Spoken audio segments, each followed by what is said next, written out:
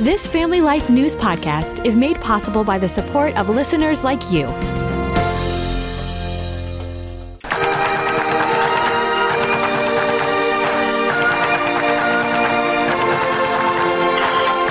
This is Issues in Education.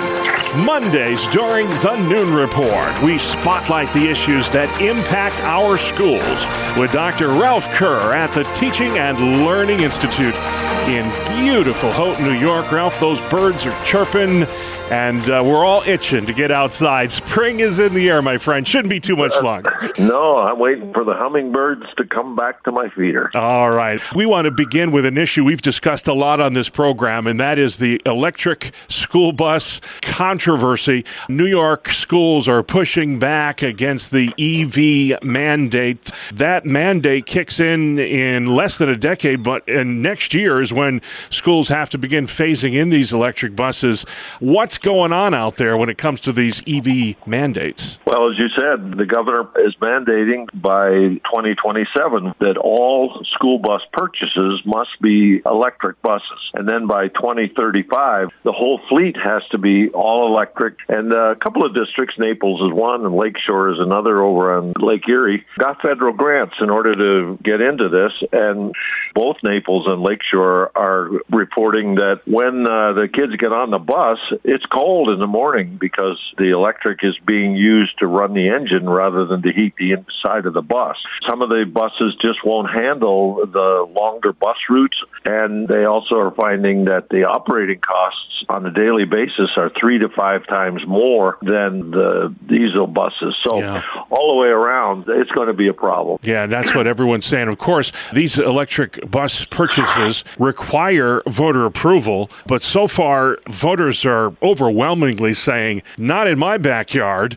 So how is the state going to enforce a rule that's being rejected at the local level? Yes, that's absolutely true. The problem is that the state has not given any guidance whatsoever other than to say you can apply for a 2-year waiver. I believe that there's got to be modification of the implementation of this, and my druthers would be that they just reject it altogether. It's a dilemma in search of a solution, that's for sure. That's a great way of putting it, Ralph. Let's talk about another kind of interesting issue in Pennsylvania. We're calling it the Battle of the Boards in York County. The election board is suing the Dover School Board over access to facilities on Election Day. A lot of schools, of course, will open their buildings and use them as polling stations for elections, but not in Dover. The district says the vote is become a disruption to the education process, especially during state testing. So it's causing some problems there in York County. Ralph, have you ever heard of anything like this in your experience in education? I have not. There's something to be said in terms of student learning by an opportunity to see voters coming and voting. Particularly when, as we've talked about before, less than 10% of the population votes in school elections. So this has the possibility of encouraging young people in the future to vote for or against the school budget because it's happening in the school. Yeah. So I think it's an opportunity lost. Yeah, it is. And you think about it, if there's 10% of people that vote in school board elections, you take the voting out of the schools, boy, that 10% maybe becomes 5% or even less. That's true. That's very true. And then finally, more than 70% of teachers in New York are forced to take on second jobs because they cannot make ends meet. Did that number surprise you at all, Ralph? And do you think that teachers are underpaid in New York? Well, it's an interesting study, that's for sure. But I think when you dig down underneath, you have to realize that some of the secondary jobs that teachers are getting would be things like coaching, tutoring, or working in summer school. In New York, the average salary is $63,000. In Pennsylvania, it's less than that. On the other hand, people would say, well, yeah, but they only work 10 months of the year. They have a state pension. They have probably the best health insurance packages of anybody. And they have tenure protection, which not many places offer in terms of a guarantee of employment. I think the problem is that the starting salaries are too low.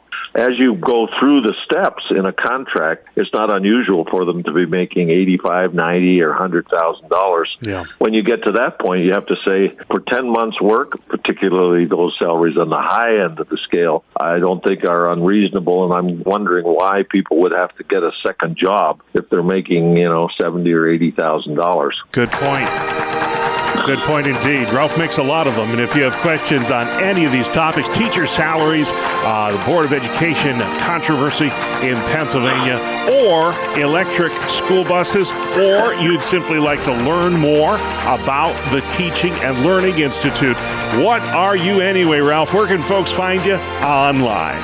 Well, first of all, just let me say, vroom, vroom. That's my diesel bus taking off. That's your diesel. Electric are much quieter, of course. Gotcha. People can contact us at yrun.org, yrun.org.